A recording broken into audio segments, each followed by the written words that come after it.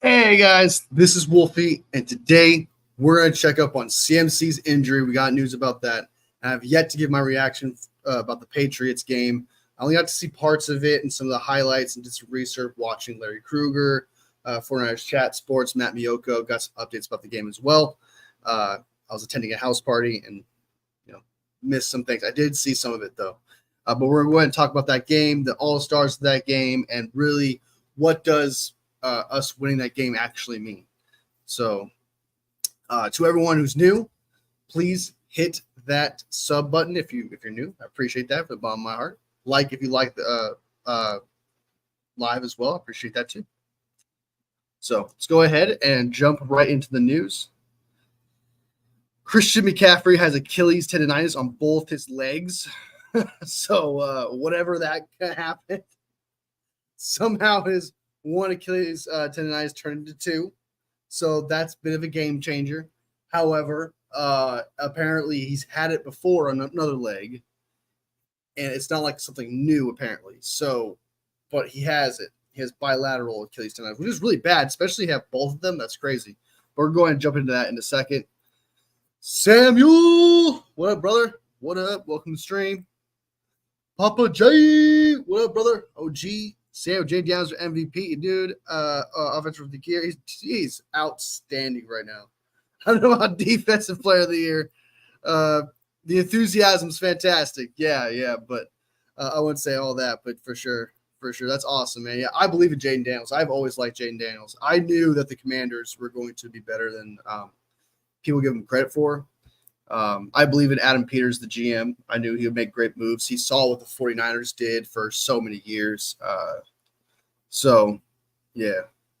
He's going to play defense. He's going to win with those awards. Yeah, he's doing pretty good. Debo Prods, welcome to the stream. Hit that like button, guys. If you want to support the live, appreciate it. So let's go ahead and jump into the Achilles tendonitis real quick. Let's go ahead and just talk about that.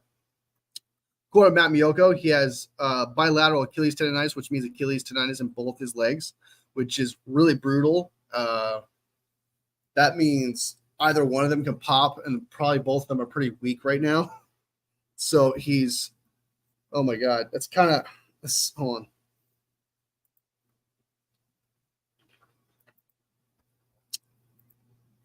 Hate to mimic a classic Cowboys quote, but is it our year? Oh, don't. Do not adopt anything from the Cowboys. If you want bad juju. What's up, Sam? Well, Fred Warner's hurt. I'm sad. It's kind of a minor injury. He's fine. Yeah, he's day to day. Last time I checked, he's day to day. He won't be. It won't be a problem. So, Diva Prots, he's not even being a dick. Where are you coming from? He's not even saying anything. He's not even saying anything, brother. All right. He has bilateral Achilles tendonitis, which is really bad. So that sucks. But as we all know, that he's going to start hitting the rehab around Monday, is pretty much what Kyle Shanahan reaffirmed here. Here's the truth of the matter. I don't think Chris McCaffrey knows when he's coming back. Adam Schefter had to say, I don't think the 49ers know when he's coming back. I don't think anybody knows right now when he's coming back. So it's really up to him. We'll find out throughout these days. Monday is today. That Monday is today. So we didn't hear anything bad. We didn't hear so that means it's good. If we haven't heard anything and it's not, or we haven't heard anything bad, that's good news. That means he didn't tear it. There's no confirmation that it's worse, etc. So no news is good news. So it says now that they have talked and said that they're going to begin to ramp up Christian McCaffrey, potentially even this week, start to get him back to see how he's feeling. And ideally, you like to hope and think that he's going to be feeling better with the time off that he's have helped. Yeah, I hope so too. That'd be fantastic. So I don't mean to pull the Cowboys. I haven't felt this way in my whole life. I don't even know how to react. Just enjoy the ride, man. Enjoy the ride. Enjoy it. Enjoy it, dude. Enjoy the journey. Like all those years of struggling, it's all coming to fruition. So you're reaping the rewards right now. That's how it feels. This is how you're reaping the rewards of being a loyal fan. All right, so that is the update with Chris McCaffrey. It's just that apparently he's had an old Achilles tendonitis, something old of his, which really sucks because that means either one can kind of give in. He's already working on one. That means the other one can really kind of, oh my God. So luckily we got Jordan Mason. And if Chris McCaffrey needs to rest this year, take the rest. As long as we have Jordan Mason, rest him as long as you need to. I mean, he's truly not worth risking, especially since we gave him an extension. So if we put him out there and he tears his Achilles, that's just the worst scenario. So put him out there when he's 100% really ready to go. We do not need to force him, and maybe at age 29, year off, rested. I'm not saying, hey, year off. I'm not saying, hey, let's, But if it came down to that and we have Jordan Mason, I wouldn't feel too bad if we end up just needing him till the playoffs.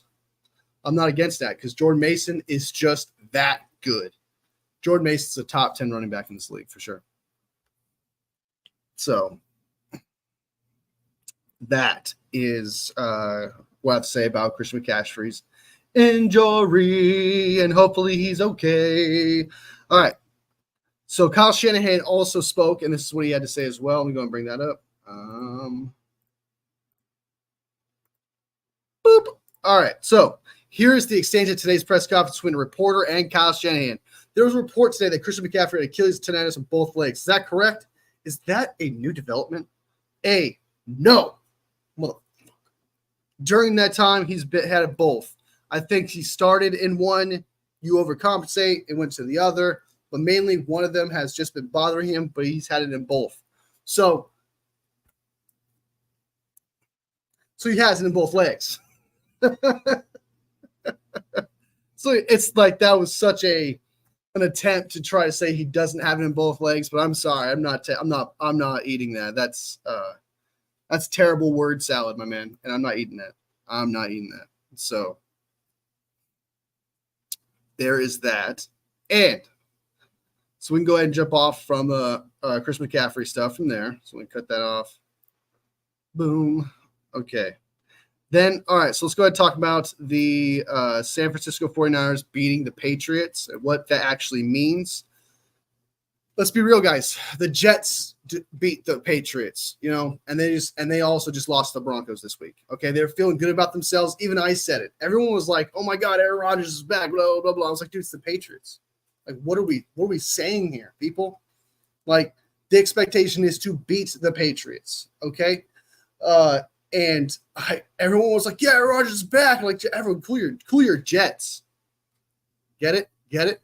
Cool your jets. All right. Because they got beat by the Broncos, only scoring 9 points. Absolutely atrocious game by Aaron Rodgers. He couldn't hold the ball in the rain or whatever, slipping from his hands, dude.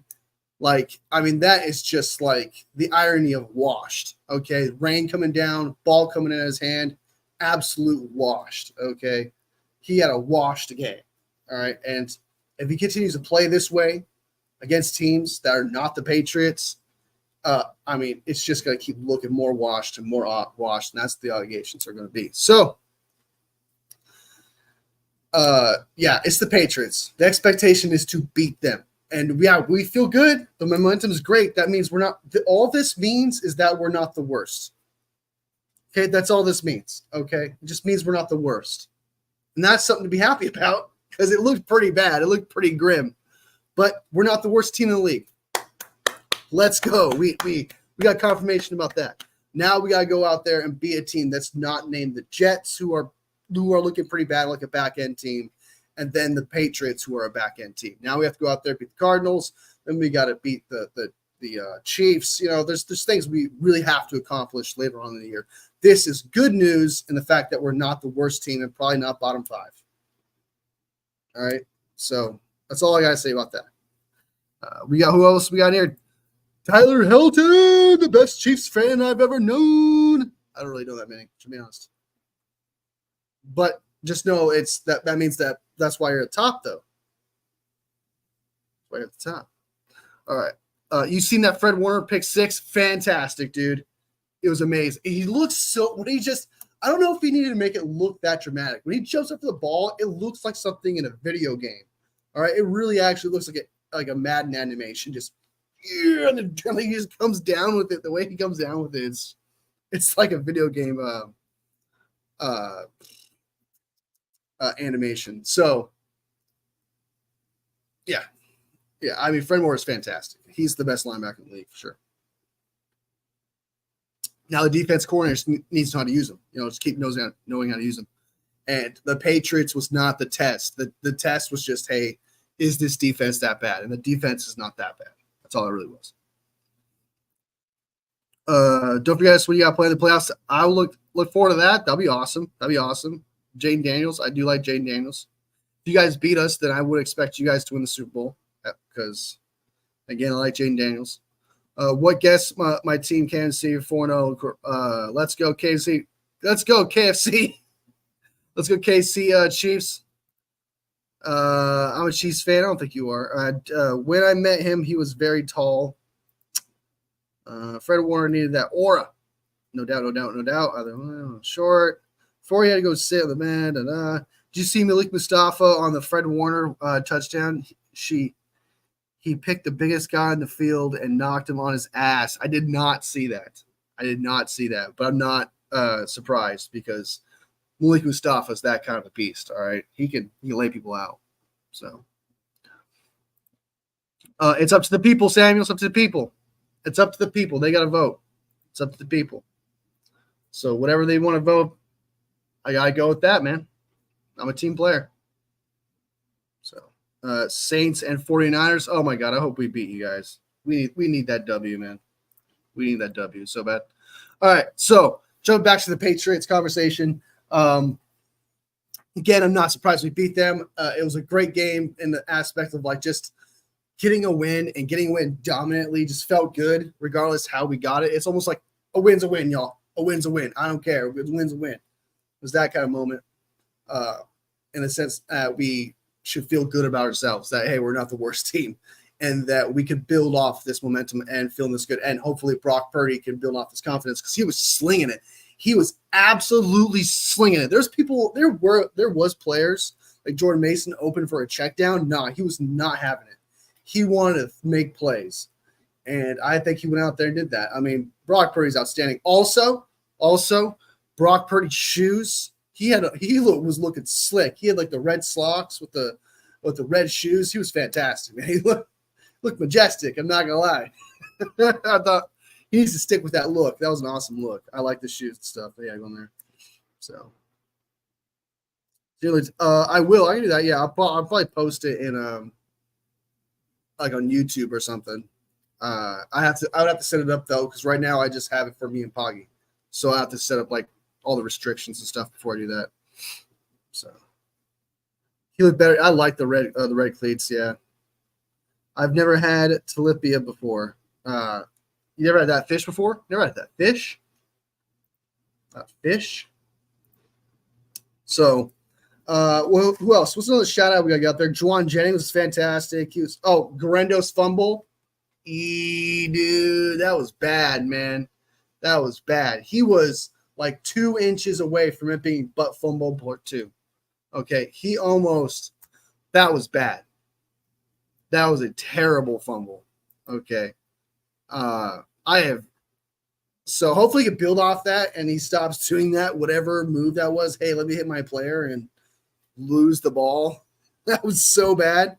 And it didn't even look like a big hit. It just looked like a really basic collision. He lost the ball. It was such a bad look. And then I guess the other bad would be Brock Purdy's interception to Ayuk. That was a bad throw. However, I think once we were getting a lead, I know this is kind of stupid, but I think Brock was trying to take the opportunity to try to get Ayuk going, get more momentum going, try to get more opportunities. I've noticed that Brock Purdy, despite going 5 for 10 last week against the Rams, throwing to Brandon Ayuk, he's not giving up on Ayuk. He keeps throwing the ball. He's like, okay, we're paying you $30 million a year. You're going to be my guy, so I have to get you going. And we all know, and he's starting to get it. He's starting to get a little bit, not exactly the same guy, but he's getting there. And that's good to see. There's some improvement coming off from Brandon Ayuk. Not the best, but there's some improvement.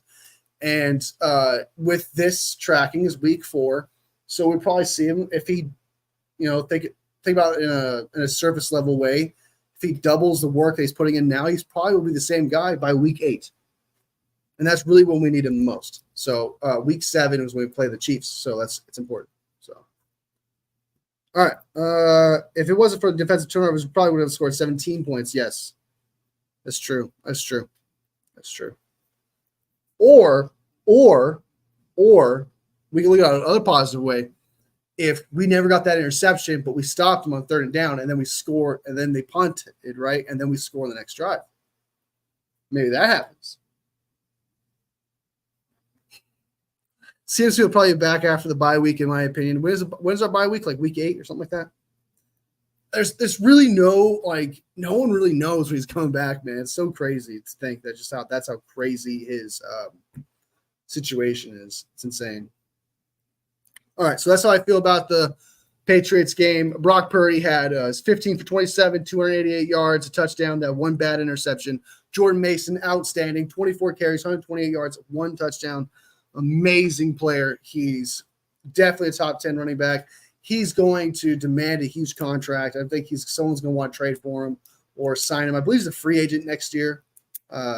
So Jordan Mason's got a bright future in this league, no doubt about it. So big fan of Jordan Mason. Glad to see how he's doing. A lot of reporters for the San Francisco 49ers bragged about Jordan Mason for years.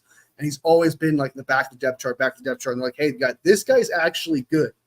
This guy's actually a good running back for years. Years they were talking about it. And finally, Jordan Mason's getting his opportunity, and you actually see it on the field. You're actually reaping all of that conversation of how good Jordan Mason was. We're seeing it. And we're so lucky to have him because Chris McCaffrey in a situation. Even though we are hit with the injury bug, there are some places where we're perfectly fine. As in, we should feel a little bit worried, but we're not, such as losing the offensive player of the year last year. But we don't. So, yeah.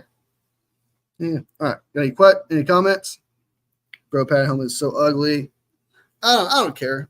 I don't care about the padded helmet. If it makes it feel better, if there actually is a truth to it, if there actually is, even if it's placebo, regardless of what it may be, if it helps, just do it, man. I don't really care. Quality over that's stupid. That's a stupid comparison. But you know what I mean? Like, it's better to be safe than, looking cool. So in the long run. All right, so let's go ahead and watch Matt Miyoko talk about the Christian McCaffrey, Fred Warner, all the injury updates. Also, what's really cool is Evan Anderson performed. He played pretty well. Sam Aquanu, big shout out to him. I think I said his name right. Absolutely outstanding. He played great. We cannot put him back in the practice squad. Someone's going to poach him. He's playing really outstanding for this defense, and he comes up. Kevin Givens, big shout out to Kevin Givens. Again, I know it's just a Patriots game, but still, it shows that he is a starter in this league if he's out there throwing, actual players, depth pieces out there. I guess they're like second string offensive linemen, but still, for a second tier D lineman, throwing a second tier lineman out of the way is impressive. So big shout out to him. Big shout out to Kevin Givens, man. Big shout out to him. Jordan Elliott, hope he's okay. But we'll see in this update right here. Matt Miyoko. Yeah. Papa J's got a question before we start the video. Hold on. Bring up the video right now. Let me bring the video. Let me bring the video. If we keep Mason and CMC, it would be like having Bo Jackson, Marcus now. That's high praise, man. That'd be cool though, too, right? Especially if CMC is the same player, man. And if we lock down, I say pay Jordan Mason right now, man. Like, figure out a way. Like, hey, here's I don't know how much running backs are actually cheap, so we can actually possibly find a way to keep him. So we get kind of lucky there. Also, the fact that there's only like 6 big players that we need to sign next year. So next year, the players that we only need to worry about re-signing, obviously, is Brock Purdy, but we can move that salary around. Outside of him is Lenore. Okay, he's not going to ask for top dollar. Hufunga, he's probably not going to ask for top dollar because he's still recovering. Banks is not a top-tier offensive lineman. Givens, even though he balled out, I still think he's a second-tier D lineman because he was facing second-tier offensive linemen. And then Jordan Mason, and then Sam Aquanu. I really wish I could pronounce that right. we just got to sign those players. I think Sam Aquan. I'm just gonna call him Aquanin or Samo. We'll call him Samo because I think I heard that's his nickname. Peace out, Sam. All right, so Sam O. We probably should keep him because he's looking pretty good himself. So there's only that many players we need to resign next year. So hopefully we can keep Jordan Mason, especially since running backs are cheap. And I don't know. I don't know what they would do at this point, but if they can somehow retain Jordan Mason for a couple more years and then be like, hey, we have CMC until like 2026, I believe, and then we give him a bigger contract and he stays on a contending team as well. So it works out for Jordan Mason. There's ways to make this work. There's ways to keep Jordan Mason. There's ways to keep CMC. Hopefully he's the same player. So, yeah. All right. Let's go ahead and watch this video. Matt Miyoko. Samo! He's such a stud, man. He's coming up big, dude. Coming up big.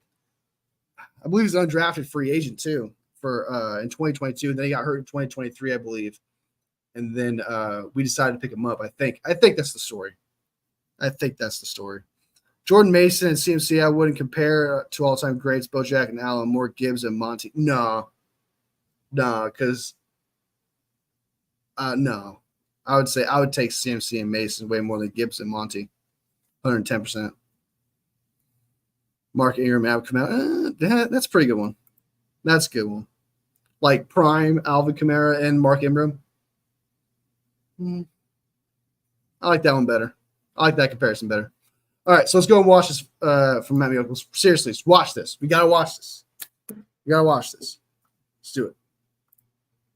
Hit that like button. All right, Kyle Shanahan just had his Monday conference call with Bay Area reporters coming off the 49ers 30-13 victory over the New England Patriots. So we have some injury updates, including we'll talk a little bit about Christian McCaffrey, some confirmation. Kyle Shanahan for the first time talked about what's maybe a little bit more detail. Jennifer and I talked about it on the 49er Talk podcast after the game about the bilateral tendonitis, and we explained what that means. We'll get into that a little bit further. But first, let's just give you the rundown of the injuries coming out of the game. And the first one, obviously, Fred Warner with the ankle injury. So I'm just going to list them all here. Let's just start with Fred Warner.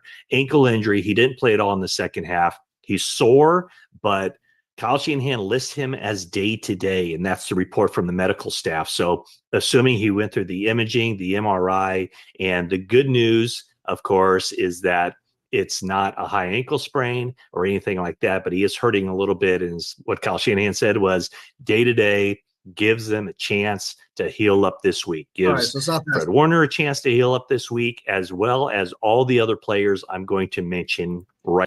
I mean, no, I don't think anyone's going to complain. I mean, Warner is balling out. If he has to rest and like take this practice off or whatever and just watch film, I'm pretty sure I'm speaking for all 49ers fans when I say we're confident that he deserves that off and that we're confident that he will perform that Sunday still, regardless. Even though I would prefer that he practices, of course, because practice still gets you better. But, I mean, he's out there carrying the shit out of this defense. I mean, he's possibly defensive player of the year right now, candidate. He's playing outstanding football. Just really living up to the legacy of the 49ers having just elite linebackers. And Fred Warner is just up there, future Hall of Famer, in my opinion. He's such a good linebacker, and so I trust him. It's almost the same way with Trent Williams. Like, he gets days off, vet days off. He gets breaks here and there. I think Fred Warner is up in that tier.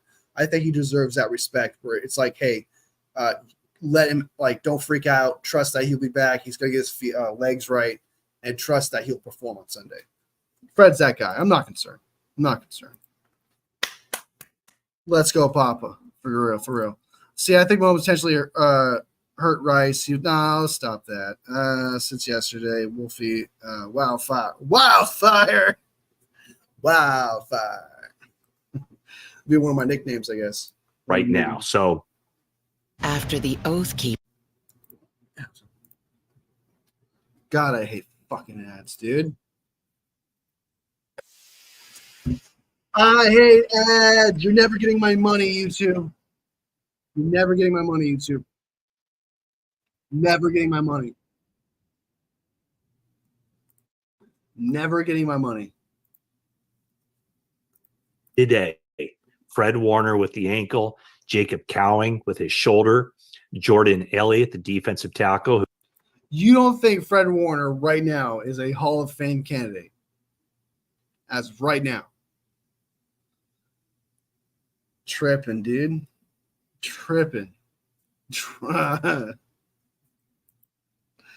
right. I guess that's a video I need to make or something. Who got the start with Javon Hargrave out for the season. He had a knee injury. He's day-to-day. George Kittle, who after the game denied he had anything wrong with him physically, but the 49ers list him as a ribs injury. He's day-to-day. Chris Conley had the oblique. He's day-to-day. And Kyle Juszczyk, a shoulder injury. He is day-to-day as well. So very good news for the 49ers as far as the injury front coming out of their week 4 game against the New England Patriots. A couple of other injury updates as far as on the non-football injury list. Ricky Pearsall, he's eligible to come off that list this week and begin practicing. Kyle Shanahan says that they have yet to decide what they're going to do with that. They're talking about it today. They'll talk about it tomorrow. And then a decision will probably be made on Wednesday, whether to keep him on that list or open the window for him to practice. One guy who it sounds like will get that practice. So Wednesday we'll know about Pearsall. That's pretty much what he's saying. We'll know about Pearsall. And it's good to have him back, man. Dude dodged death, man.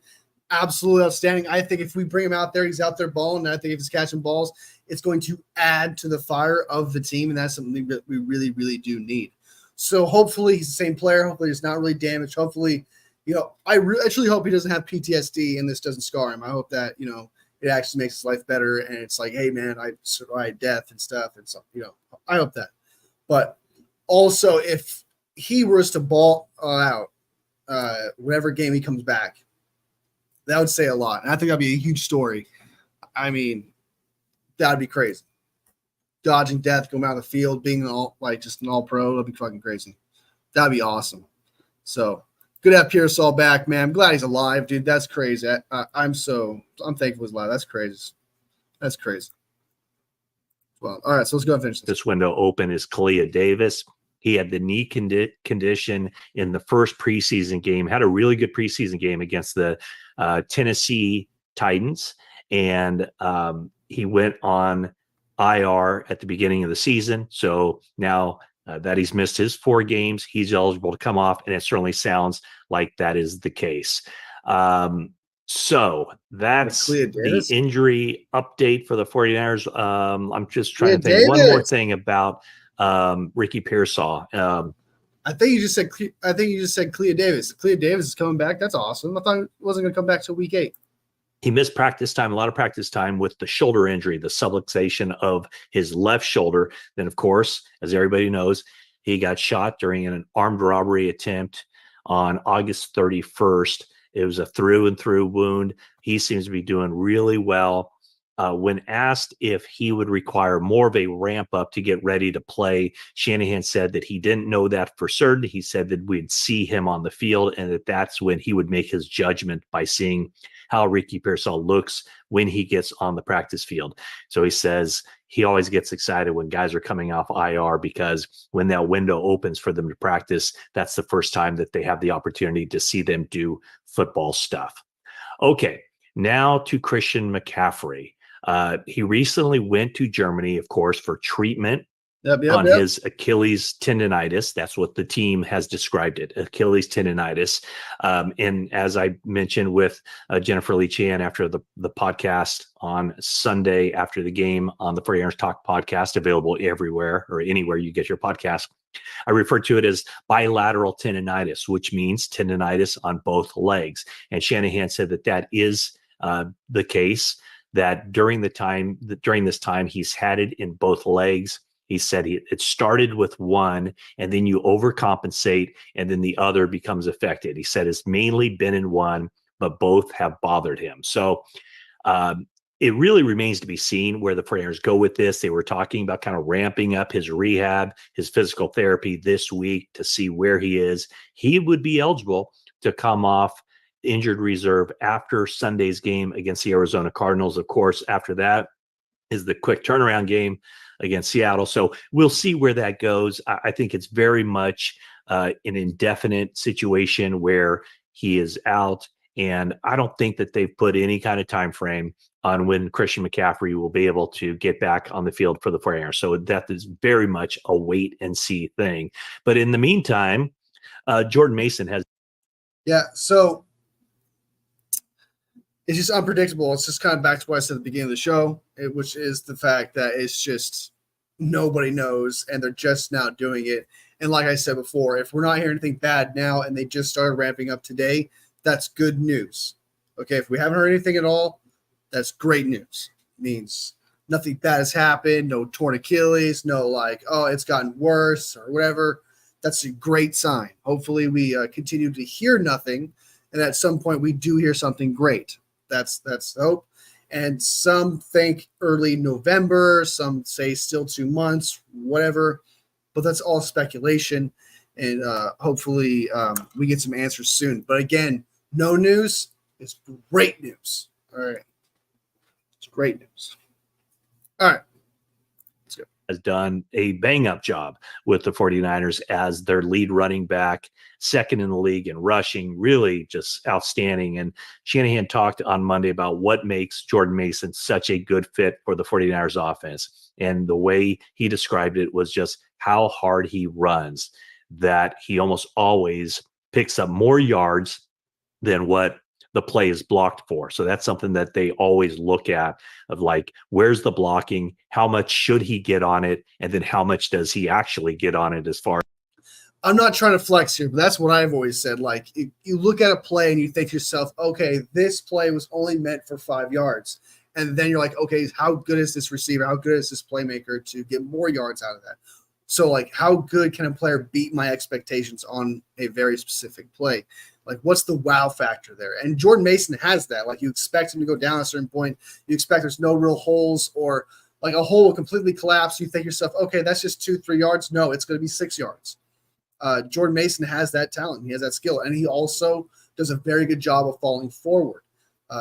Jordan Mason is an outstanding running back, and I'm extremely thankful to have him, especially considering how cheap he is right now. So, Jordan Mason, thank you.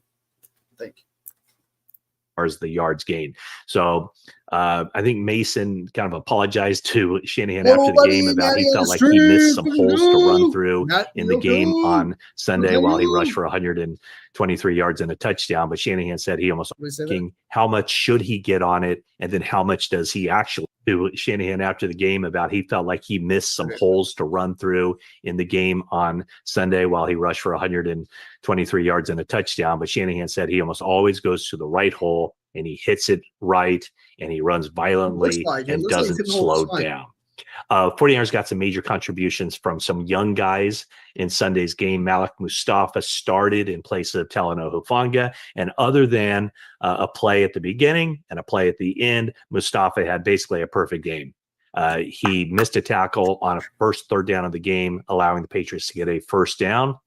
Kind of took a poor angle there, but then he also, and then later in the game, he had kind of a tipped pass, probably a tough chance interception go through his hands, but they felt like he really had a good game, and definitely has solidified his role as the team's number 3 safety behind Hufanga and Jair Brown. And he also got props for kind of helping open the way with a big block on an offensive lineman to lead to Fred Warner's touchdown return on that interception in the second quarter. Renardo Green saw a lot of playing time in the second half as the 49ers' third cornerback, and he played very well. The plan was for Isaac Yiadom to start. Let's go. Let's go. Malik Mustafa, great news. Good to hear about that. The interception, though, I think he should have caught that, but he is correct. Renardo Green coming in, filling in. I know it's just the Patriots. Again, don't get too hyped, but it shows that he can at least do something against some sort of talent that starts in the league. For Renardo Green, that's a great sign coming from him. Really, I think there was 7 rookies that started in this game. I can't remember just how many. Jair Brown being from last year, we counted it prior, and I think there was like 11 or 12 from last year that are starting as well. So just about half the team is some sort of rookie from this year or a rookie from last year, and that is actually outstanding, and it actually shows that the 49ers are really set up for the future. And if they nail just one more draft, if they could just nail a draft where they get 3 or 4 more starters, this team is set.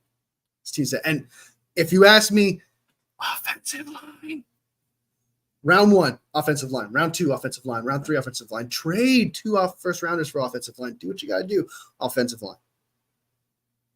And tight end, because Kittle's getting a little older. So tight end and O-line. That is a must. And then for Green to mix in, and Yadam played pretty well too. I think he had a pass breakup on a 3rd down, but the plan was to get Green out there. They did. 7 rookies played for the 49ers in this game, and they all played pretty good roles. Probably the one negative would have been Isaac Guerendo's fumble, in which he wasn't even hit by a Patriots guy on the kickoff. He ran into teammate Eric Saubert. The ball popped out. That was a turnover for the 49ers. Evan Anderson is a guy an undrafted rookie from Florida Atlantic, who won his way to get a uniform on Sunday. The 49ers kept that roster spot open, knowing that they would need to call up a defensive tackle after Javon Hargrave's season-ending injury. So the 49ers basically had competition among the defensive linemen to see who would win that spot.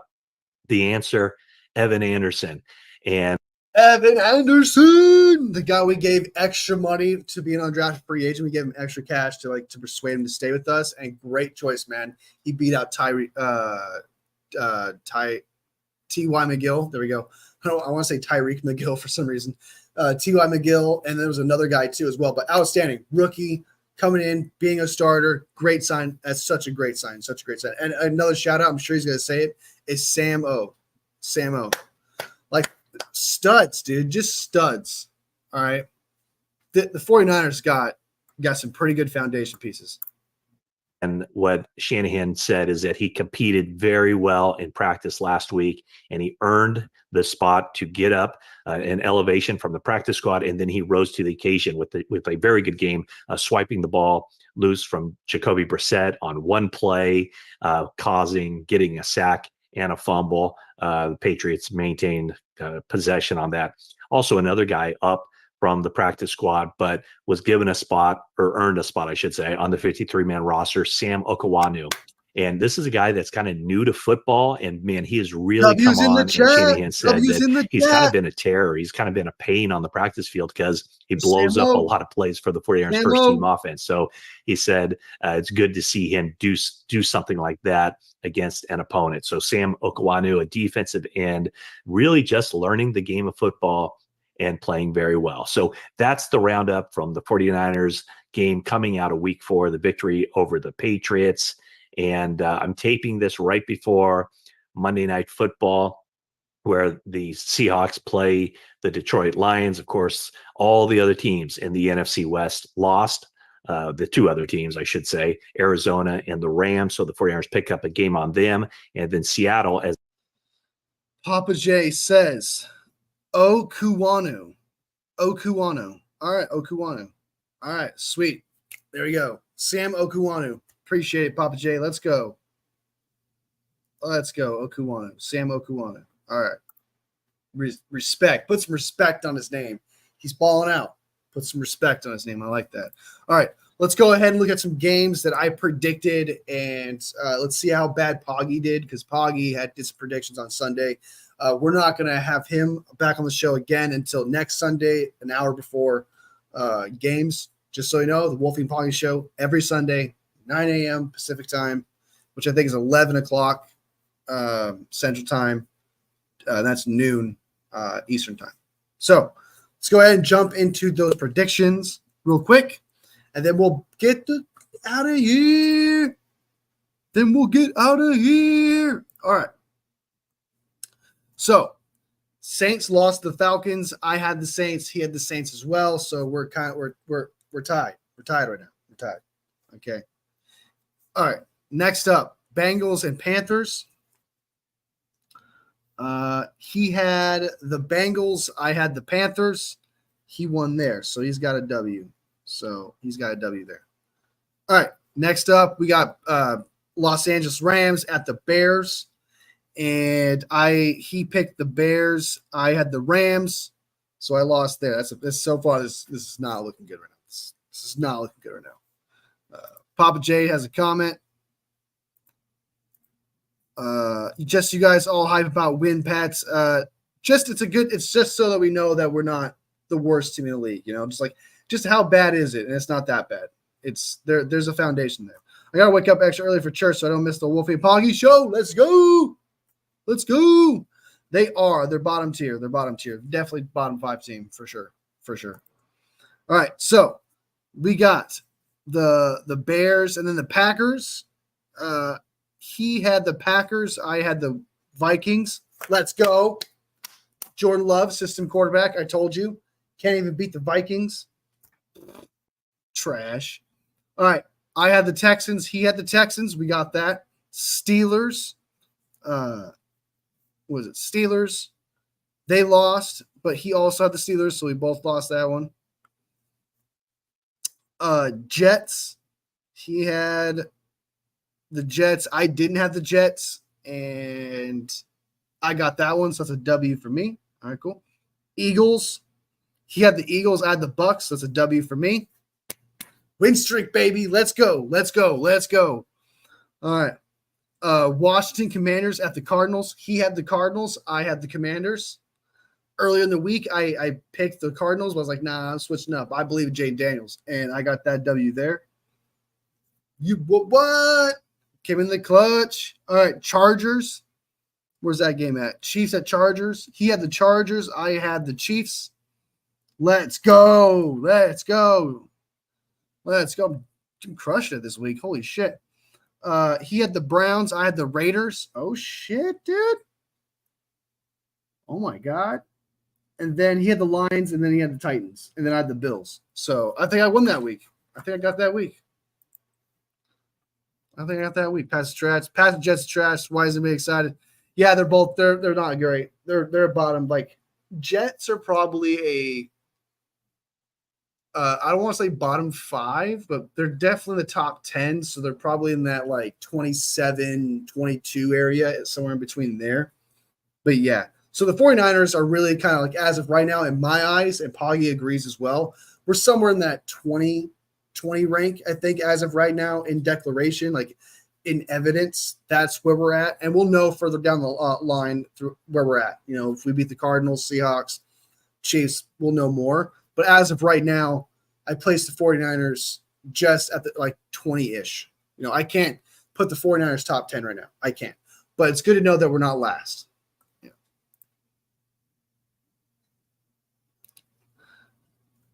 We'll have to go back and look at the show and see what you had, because I think you mostly agreed with Poggy, but I think you picked the Seahawks to win this game. Was it 7-21? Lions winning that one. And I think you picked the Dolphins, and the Titans are winning that one. So, yeah, I don't think you're having a very good week. So I think I had a pretty good week. I only lost out in like 1, 2, 3, 4,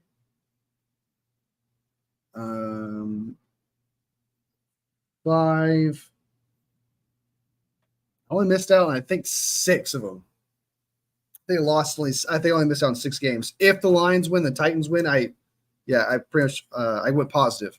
Yay! Yay, man, I went positive. Woo, woo, woo. Let's go. All right. How did you guys do? How did you do?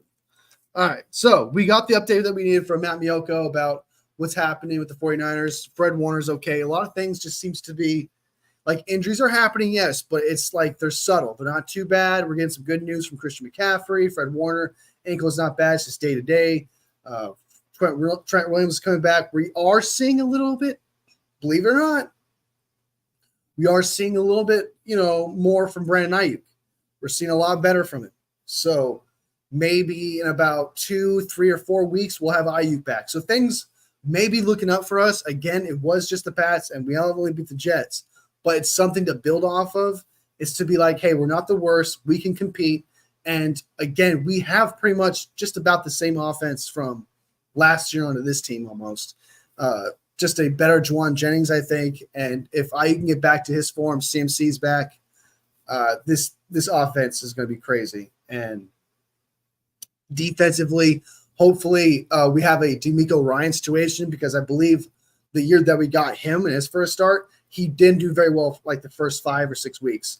I do remember that. Like he had a very, very rough start, D'Amico Ryans did. And then towards the end of the season, he started to figure it out and got a lot better, and he became the dominant defensive coordinator that we know now today. Well, I guess the head coach that we know now today. So hopefully we can start looking up from here, and we'll know that next week. Who do we play, actually? I should probably check that. Who do 49ers play? I should know the schedule. I'm a 49ers fan. What the All right, so we play the Cardinals on October 6th. Then we play the Seahawks on Thursday Night Football, October 10th. Those are 2 big games. Divisional games are huge. If we could beat the Cardinals, I think that would say something. I do think they're like a 20-ish team right now. I think the Cardinals are better than the Rams, obviously, because they destroyed them, and I don't think they're that bad. They are relatively bad, though. But 49ers are going to play the Seahawks, who are supposed to be 3-0. Yes, they are losing the Lions right now, but the Lions are a top-tier team. So that would say a lot, too, if we could beat them. And then after that, we have to face the Chiefs. So all these games from here on out are huge, because they're going to say a lot about this team heading into Week 8, Week 9. And what do we need to trade for? Is trading for a player something that we need to do? Is that the play? Is that that's what we're going to find out with these next few weeks coming up to the trade deadline. Is it a defensive coordinator situation, and actually our personnel is just fine? We don't have to trade for anybody. There's so much we're going to find out throughout these few weeks. So, any comments? Nope. All right, I got major cotton mouth. I'm dying over here. Oh my god. Woo! Rambling. All right, so we got to face. Let me share this. Let me share the tab. Do I have it up? I do. Okay. All right, so we got to face the Cardinals. This right here, this game, 49ers Chiefs. This one's huge. As I didn't think prior to the year that this game was huge, and I didn't think this game would be huge. But considering where we're at right now, what's happening to this team, and how we're playing, these 2 games are huge. This game is even bigger. Oh my God, is this game I don't think the Cowboys are that good. I had them missing the playoffs from the get. Okay, everyone was like, I don't know, man. But I went out there and I said, no, dude, they got worse. How can we expect them to get better if they literally got worse on paper? And they didn't get better at coaching. It was pretty much the same thing. So I expect us to beat the Cowboys. The Buccaneers might be a challenge considering the way we're playing. So hopefully around this time, we figure it out. All right, October 20th and 27th, and then we'll have the bye week, like Papa J said. Then after the bye week, we'll have Christian McCaffrey back around this time. So against the Bucks, I think that's what Papa J thinks we're having. So, and I think that's a good timing too. I think I think the Buccaneers game is when we'll see him again. I like that. I like that prediction, Papa. I like that prediction. All right. I think that is everything. Show is a little short today. Went to 48 minutes. But hey, we had a great time. There's some awesome people here. Appreciate it. Comments. I really hope we don't lose to the Cardinals, thinking ahead to Seattle, KC, and the Cowgirls. Yeah, the Cardinals are huge, man. Every game from here on out is huge. Before the season, I never would have thought that. But as of right now, every game matters in the sense of confidence, in sense of where are you at in the league? Are you a contender? Are you just a top 15-ish team? Right now, we kind of proved ourselves to be a top 20-ish team right now. That's what we need. We're starting from scratch. We can no longer look at ourselves as a Super Bowl contender. We need to look at ourselves as what have we done this year? And what we've done this year, we beat the Jets and the Patriots. Okay. That is what we are. So right now, we're like a top 20 team based on the evidence that we have.